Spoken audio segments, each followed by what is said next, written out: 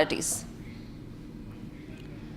Shifting our focus to some other breaking news coming in, and we learned that the Canadian Prime Minister Mark Carney has called trade negotiations with the United States complex as the August 1 deadline looms. He said that Canada will only accept a trade deal if it's in the best interest of the Canadians. Donald Trump being cornered by all sides. Now remember, Trump has been imposing back-to-back tariffs on nations.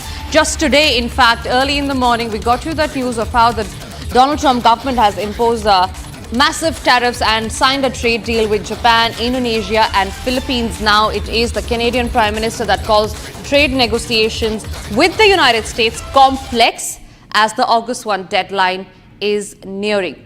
With an August 1 trade deadline looming, the Canadian Prime Minister Mark Carney called the trade negotiations with the United States complex and said, and I quote, "We will agree to a deal if there's one on the table that is in the best interest of the Canadians." In fact, let's also listen in to the Canadian Prime Minister. That depends. There's two sides to a deal. We will obviously we're working on behalf of Canadians, and we will agree a deal if there's one on the table that is in the best interest of Canadians, just as the United States will do in the look for the best interests of the U.S. There have been a series of discussions. Senior ministers have been in Washington. They'll be returning. Mr. LeBlanc, for example, will be in Washington for the balance of the week, as will be my chief of staff, other officials for those discussions. But, you know, they're complex negotiations, and we'll use all the time that's necessary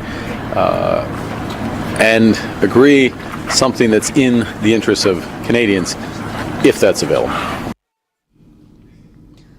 Indian envoy Harish delivered statement at the UN Security Council that was about the high-level open debate on promoting international peace and security through multilateralism and peaceful settlement of disputes. Here is India's strong statement at the UNSC.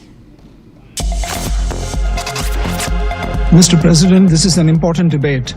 As we complete 80 years of the United Nations, it's a useful moment to reflect on how far the spirit of multilateralism and peaceful settlements of disputes as enshrined in the UN Charter has been realized.